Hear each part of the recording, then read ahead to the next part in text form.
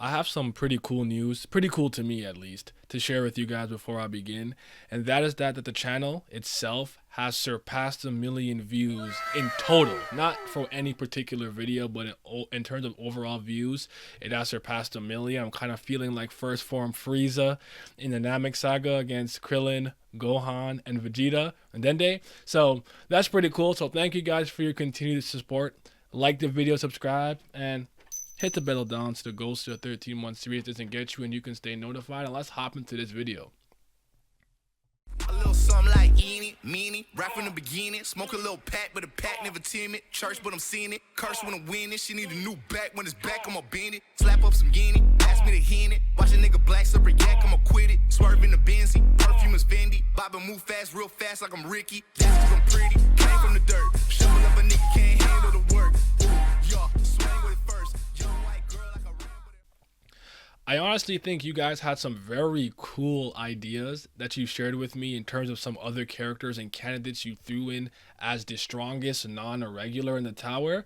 I will say that I actually did consider Quadrado for a second, and I'll tell you why I disqualified him, but I wanted to go through the comments that I found the most interesting, and let's just hop right in. In that video, I did say at the beginning to close your eyes and type in what name comes to mind when I say strongest non-irregular in the tower. So some of you literally did that, so I might not, and you didn't really expound, which is fine. I'm not mad at you for that, but I might skip your comment if you didn't actually like explain your reasoning, because I thought some of the reasonings here were really interesting. Lamb says loose like most likely. Miles says, and he's kind of the reason this video got made, so shout out to Miles. Loose like easy. To explain, as you said, Loose like is the oldest known non-irregular. He climbed with Jahad and the Great Warriors, right next to V. It took 134 administrator tests while everyone else takes weaker ones. His experience and knowledge are too much. Not to mention it's stated if he moves, a family head moves in tandem, which to me signifies that even a Dory can't stop him. Plus, he may have spells from Arlene and V's personal weapons to lift him as well.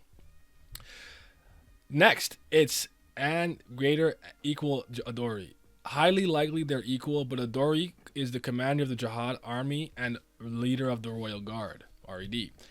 Having two high positions makes sense to why her ranking is as high as it is.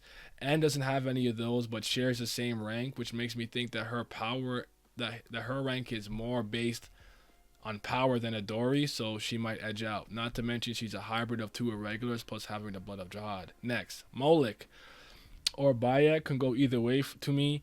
Both heads of two important groups. Baek seems to be the best non-irregular wave controller, which is an impressive title, and for him to be above one of the three lords in the tower in rank, his power may edge it a bit, but hard to God how much him being partnered with Urek helps, being the leader of Haigh-Rankers. I decided to make Baek Ryun a honorable mention more so than one of the real candidates in my opinion. Again, I still think that he's an incredibly talented wave controller. I believe that his control and technique are immaculate. I don't think he's a slouch. It's been said that he's a good hand-to-hand combatant. He's not a slouch. I need to kind of see it to believe it with him. But I'm really not mad at anybody who wants. That's why I mentioned him. So I wanted to at least give him credit because I don't think that he's a slouch by any capacity. So Dory, based on her apparently being the only non-irregular to officially be the ranker. That said, this doesn't account for those who didn't go out their way to flex by taking that particular test, or those who developed before the Jahad Kingdom, and thus ranker systems was really developed, such as Loose Like. Honestly, the whole concept of Blue Hole also opens up the door to whatever absolute unit of a fighter SIU needs to pull out for narrative reasons, which I've said on multiple occasions, which I think why the Blue Hole concept is probably pretty smart. Adore Jahad, lead of Haigh-Rankers, Baek Ryun, Loose Like, etc. Eurasia and Jahad, did you expound? I think my first answer was just the strongest in terms of power, but considering positions, Baek Ryun being a gifted wave controller, self-taught, or Loose Like with his experience, might be able to deal with more variety of fighters at the top level. It's easy for me to imagine Adori or N losing with a bad matchup than the other two, which I find interesting because I do think matchups always matter in any type of series when it comes to combat and power scaling. You gotta take into consideration the combat. I'm set to combat the matchup. It's like a video game. You can have a character that's really good, but might have a terrible matchup because of maybe like if you like play Smash, maybe your recovery is very exploitable, even though you're very powerful on stage. Think of maybe someone like Chrom or like a Fox or whatever, because it's linear and Fox fire he pauses for a second and you can spike him pretty easily if you know what you're doing. So that makes sense to me. Looselek, he's an ancient. He's ancient. He traveled with the great warriors. He's leader F.U.G. And the family head moves when he does. If SLU wants to save F.U.G's from dropping stock, I think Looselek has to be nasty. Adorian and our safe picks. I wouldn't be shocked with them being the strongest. Molek I didn't consider, but you made some good points about him. Plus, I doubt Jahad would appoint a lord without merit. Baek Ryun is non with his group being considered a club, so he might be tough. But the Urek connection probably boosts him up significantly. I like that we're not dismissing the fact that he is very close with Urek, and that's probably playing a factor into why his rank is so high. But the fact that he's in the single digits is significant. We can't take that away from him. I don't want to downplay Baek Ryun. I know I didn't, give him full points, but I want you to know I do not think he's trash at all, and I really don't. Blazing Wind. I do wonder if the story will continue after Jahad is dealt with. And we get to see Bam climb past the floors. Oh wait, this is a response. Sorry, I opened that up. My bad. So Michael says also, I'm curious to find out what the actual difference between irregulars and the princess and of the rankers. I get that compared to irregulars, they're bound to the rules of the tower, the guardians, and thus can't fight directly, confront family heads who have the whole contract thing going on. But the gimmick is removed. If the gimmick is removed, what's the actual difference? Theoretically speaking, it's not like being an irregular grants them power. It's just that they had to be exceptional, talented to get in as an irregular in the first place. That's interesting. I've always wanted to know those things as well, honestly. I thought to myself, if you kind of remove some of those contracts and immortality things and maybe the ability to kind of ignore the rules, I wonder if there are leaps and bounds and strength above them. But I think irregulars, you just kind of put in a different category at this point. I really don't think we can, Hunterback Caliban got the power in his hand. I'm picking Quadrado, though. The Kranos needle goes crazy. So this gives me the opportunity to finally talk about Quadrado. The reason I didn't pick Quadrado, I considered him. I really did, because he climbed with the Great Warriors, just like another interesting comment. I'm going to mention something else. I'll get to it when I get to it. But all we know about Quadrado are these things. He had Kranos, which he no longer has. Urek beat his ass and took it, possibly killed him. I don't know if he's alive or not. I don't remember. But he's possibly not even alive. But I'm going to say, I think he is, though. So Yuri has Kranos. So if your reasoning is because of the weapon, he doesn't have it anymore. It's in Yuri's possession. So I don't think that really works. And we know nothing else about him. Here's the thing about like my loose like argument, because I did say he has the knowledge of how like crazy irregulars can be and won't be shocked by the things they can do, especially like Shinwan Ryu, because he was close to V and climbed with them. And in a lot of ways, that's all he knows. He's very used to irregular shenanigans. But Looselek became something after the fact. He created an organization that's directly opposing the king of the tower, and he's their leader, the number one slayer. What did Quadrado become? Other than a high ranker. You feel what I'm saying? Therefore, I don't have him in this equation at all. I do not think he's one of the strongest. Let me say that. I don't think he's one of the literal strongest non-irregulars. I wouldn't be surprised if he was like, top 15 or something like that. But not the top 4. We got Molek. I think that everyone you mentioned has a great case. I'm going with Molek, though. Okay, Adori, Molek. I didn't think about Molek. I think it's Adori, though.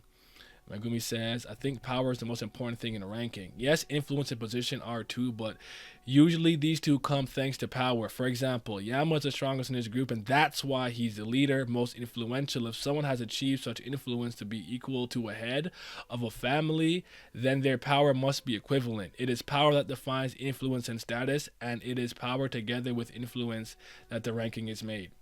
Sorry, your English is perfectly fine, by the way. So I got some pushback here. I'm not mad at that. I don't know for certain if I'm correct in my thinking when I'm saying that I believe recognition influences more so. But I have things that I can pull from the narrative that make me think that way. So for example, I find it very interesting and significant that Evanka was ranked 60. And the only difference that happened was she didn't lose her like elephant or anything like that. All she did was lose the floor ruler title and drop to about 300. I find it significant that despite Irek is number 4, there's people like Karaka who you would think is pretty cerebral who cannot recognize him immediately.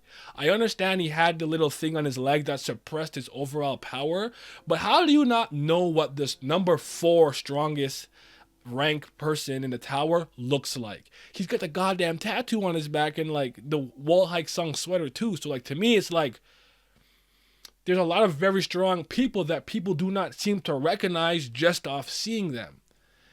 Evan is not I think he has some very cool gadgets, the frog fisher and stuff and everything like that is really cool, but I think he's there because he's a very gifted silver dwarf. I do not believe that Evan is stronger than Yuri. Despite that, and Yuri being gifted, one of the 13-month series is ranked top 500. So I'm not mad at your thinking. I don't think you're wrong for thinking that. I'm just not coming from that perspective because I have too many outlier situations I can pull where I'm like, to me, it looks like influence is more important here. So, but great comment, nonetheless. Our Lord and Savior Karaka has commented. That is my Slayer. So for me, Adori and N, super talented regulars that got Jahad's blood, top of the Jahad princesses. Luzlek and Molek, direct disciples of V and Jahad. Quadrado, travel with the 13 irregulars. I already spoke why I don't believe him. Baek Ryun, Urek's best friend. That's fine. Yeah, N counts, by the way. My boy, Lazara Mazzino. Let's talk. I agree about Luzlek for sure. I think there's a very good chance that he is the one who taught everyone the floral butterfly preaching technique and possibly also learned it and other stuff from V, but that's purely headcanon, which I also admitted myself. Like, I believe that V might have given him some item or a couple items or even like something like, I could see him, because he was close to Arlene and V, even having some like, I want to say anti-magic abilities or item or something to cancel out certain spells and stuff like that. But again, that's pretty headcanon. His knowledge of the family heads has to be immense. Let me actually highlight this, sorry, just in case, so you guys know what I'm trying to. His family head knowledge must be immense, and his importance to the story cannot be understated. I personally think he's deeply sentimental about Bam, despite essentially kidnapping him. There is no reason for him to give him the name he did otherwise. Very good point. His loyalty and dedication to V, going all these years to wait for Bam, is insane. S tier friend either way. But personally, I think Baek Ryun is also top tier. I can actually see him being stronger than Luzlek in terms of raw talent.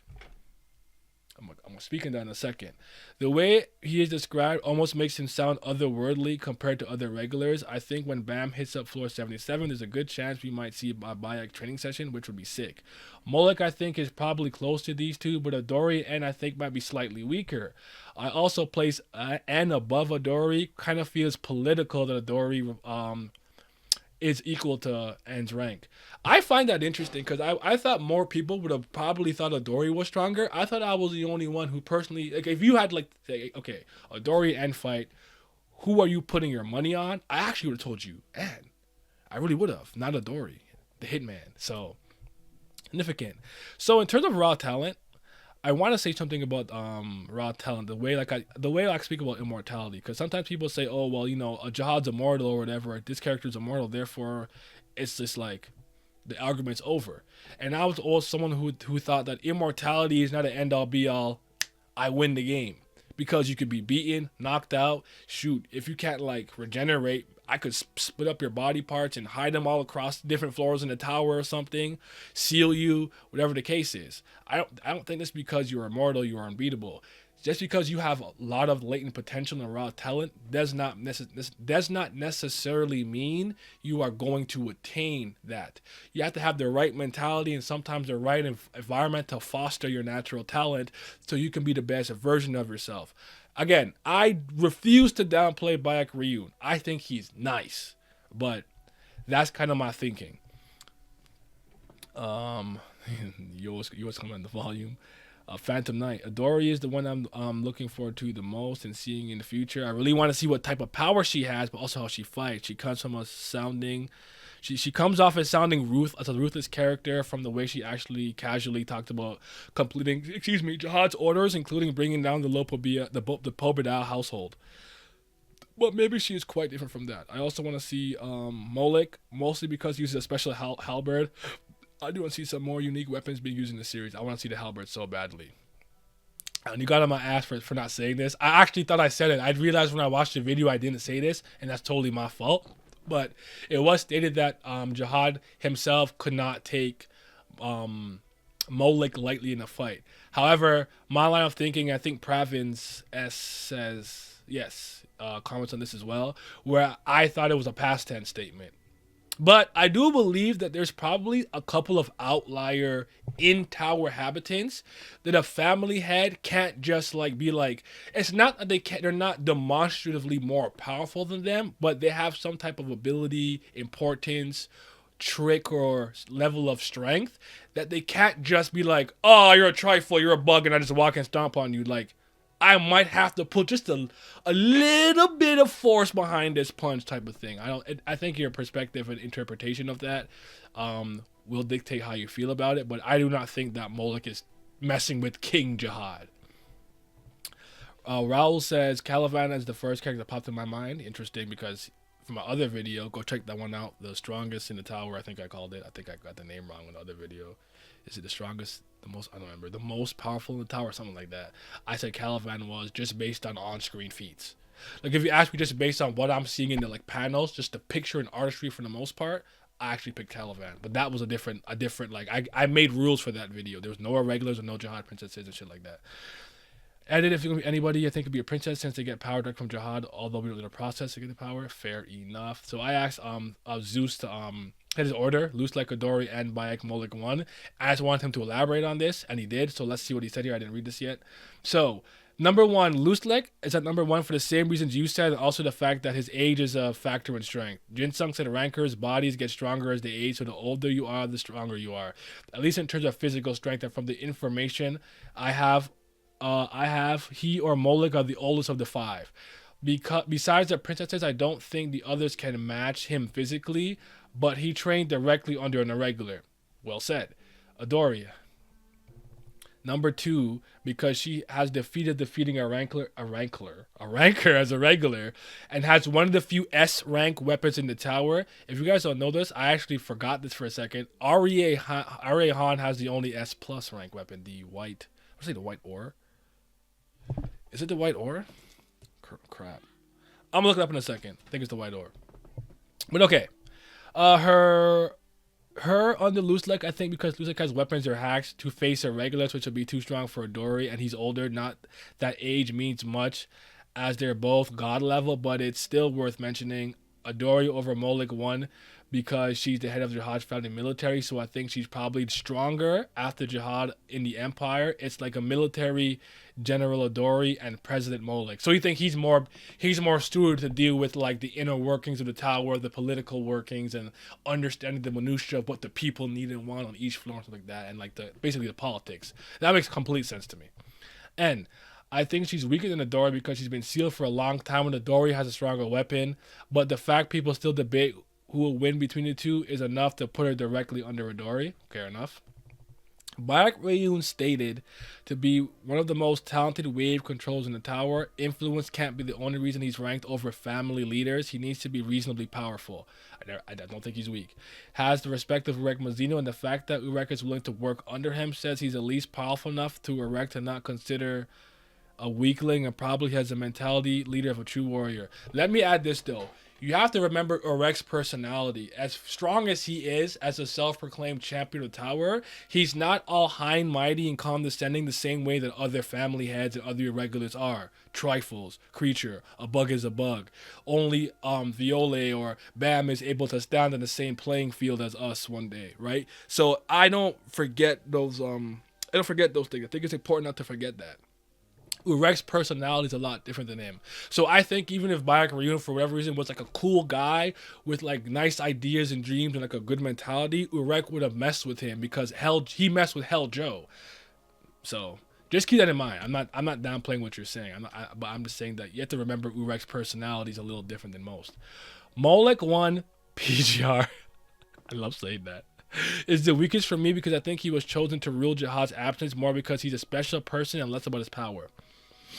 That's more like Adori. Yeah, sorry, yeah. Also, don't forget there's two other lords who rule along with him in turns, an artificial being from the workshop that Maxeth made, yes, and a direct descendant of an irregular Arihan and a tower native.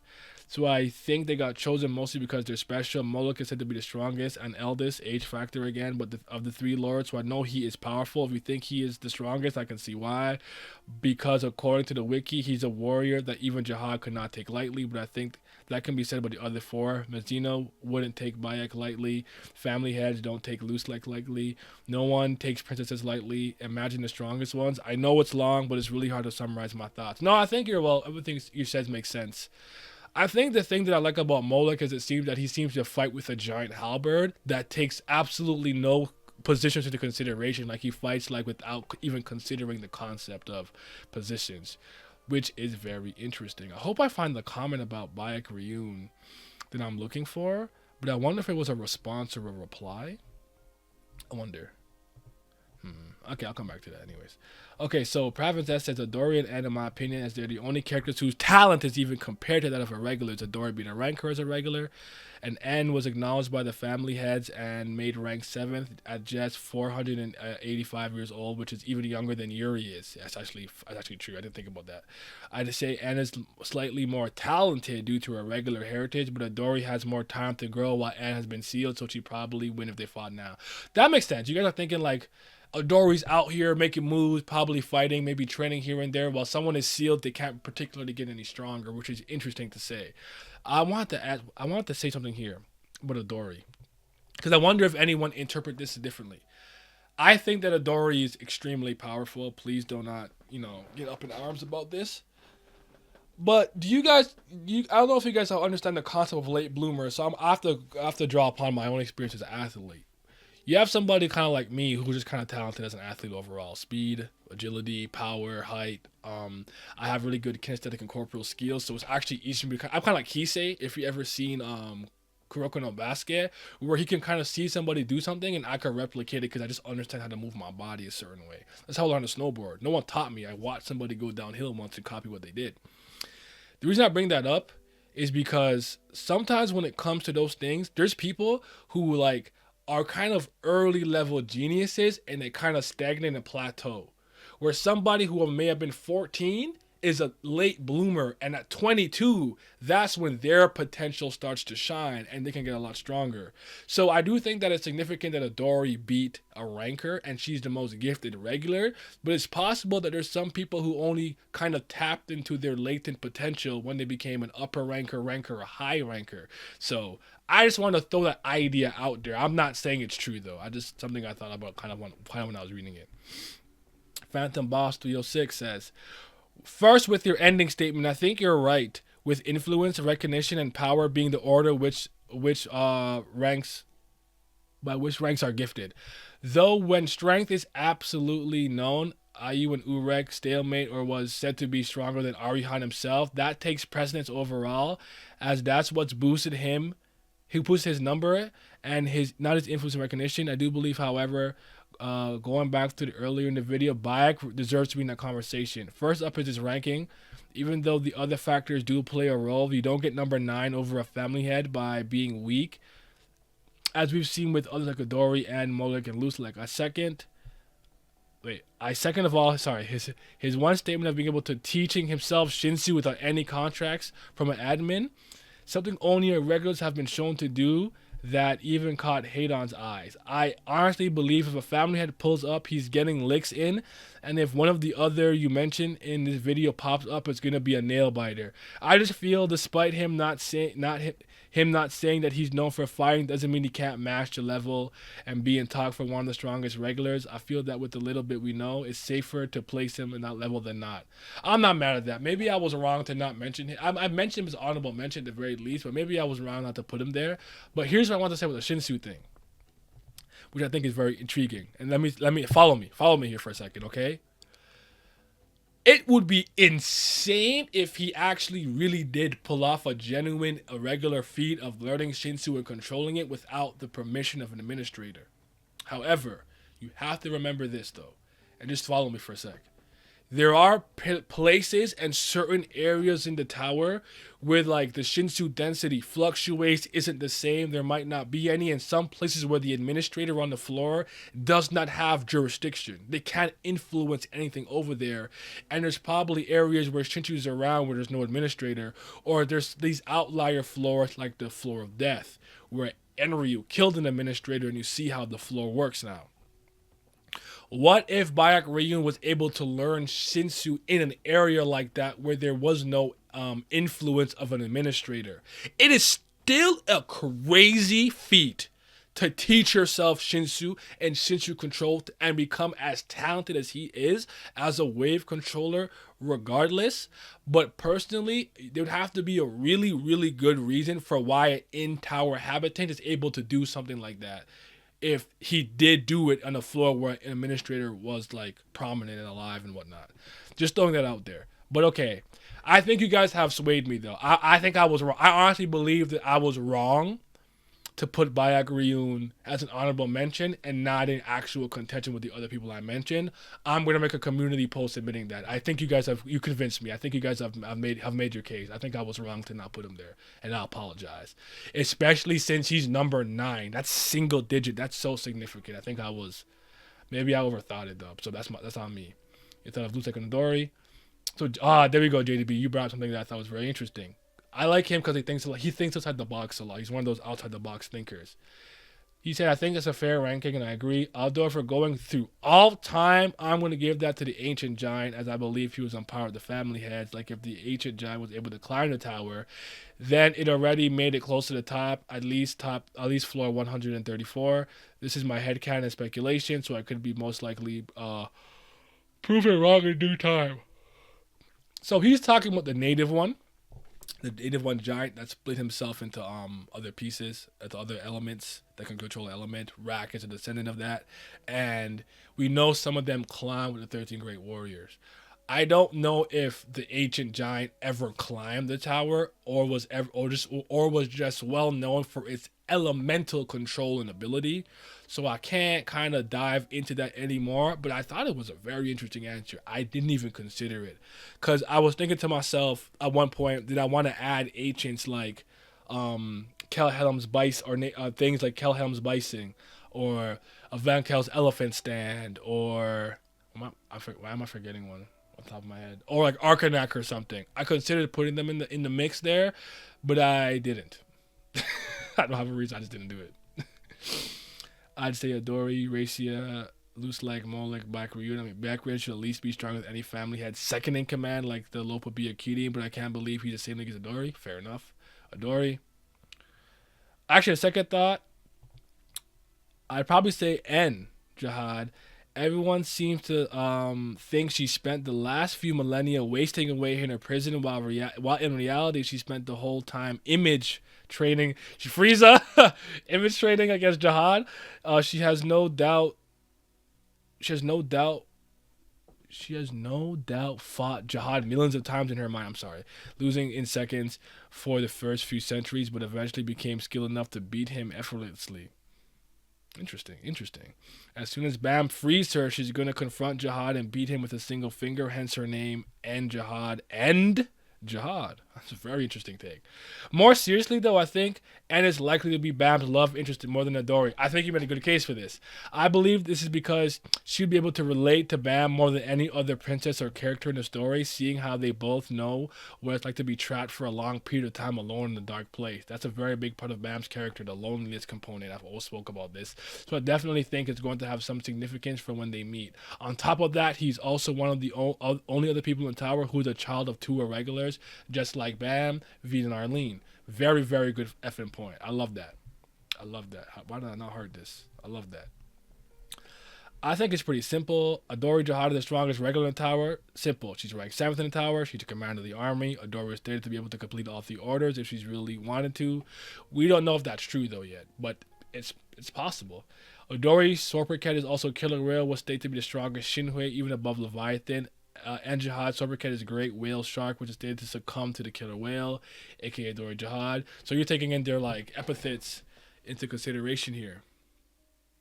That's interesting. I don't know if I don't think I'd go that far, but I think there could be significance there. Although of the irregulars we've seen in battle, then I would say Calvin, even Machete, who was slightly slept on. I don't think Machete slept on. So you were the first person I think who I saw brought off Max Seth, and I wanted to talk about this. You started talking about some other stuff about like Titan shifters. I'm gonna read your comment actually. What about Quadrado? I already spoke about him. I just know for him. Max Seth. Quadrado climbed the tower with the Great Warriors with loose leg. He got clapped by Urek, lost his weapon. Kranos to him, and the power of Kranos was demonstrated during the Name Hunt Station arc. It was powerful, and it shows that how strong Quadrado is if he wields it. I'm gonna say this. I don't think the Tower of God has proven that you necessarily need to be a strong person in order to wield a powerful weapon. And I truly hope that I'm not saying this too early. And if I am, I really, really apologize.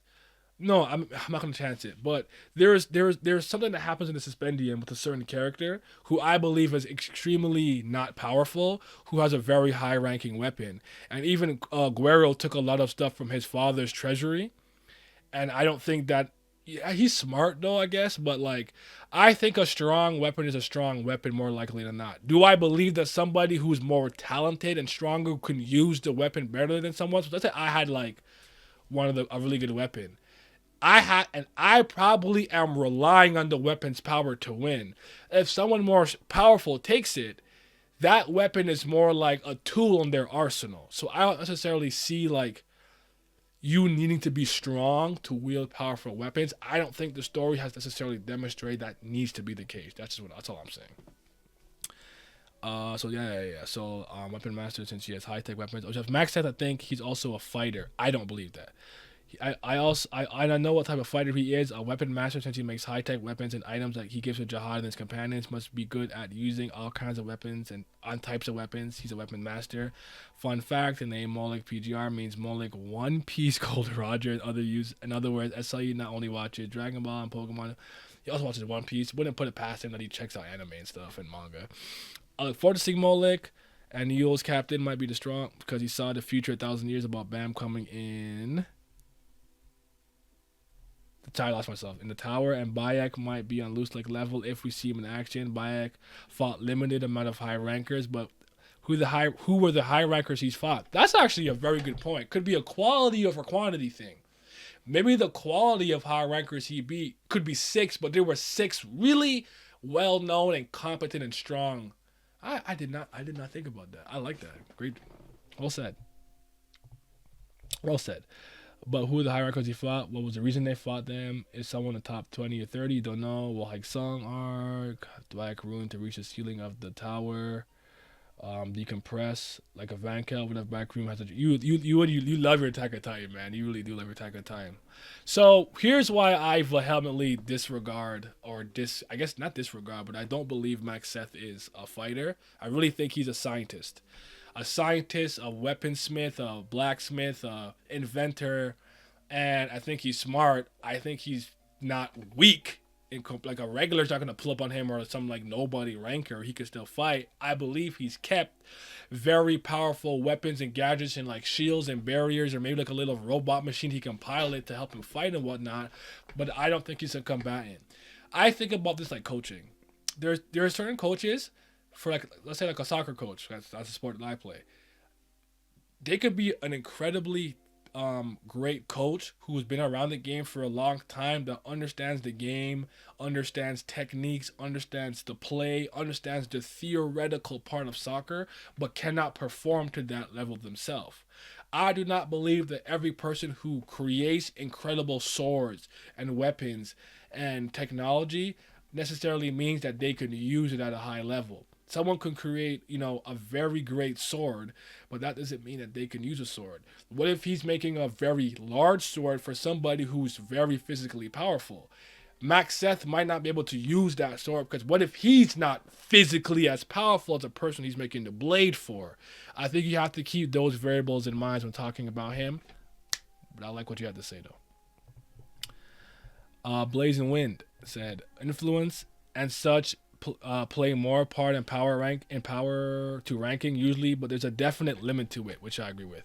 There's a reason why Phantom Minim and Enri, who aren't known to have any influence, people don't even know who they are really, are the top ranks. I think your guesses are good, random, but I also kind of wonder in general about the difference between Jahad power levels on average compared to squadron commanders, like how Machete is compared to Caliban, Yasracha, say even Jinsung are looking like. Obviously, there's some levels with princesses and commanders, but on average, what is it? Also, General Machete for some reason intrigues me. I would like, in general, more light shed on the average power level of the princesses that are rankers. So, I think that you're very right here, and I'm lock in step with you.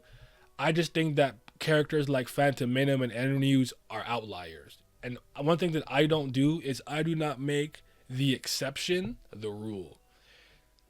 If there's a statistic that says, and let's say we serve like 100 people, and that's a lot, and it works for this thought experiment or whatever, right? It's like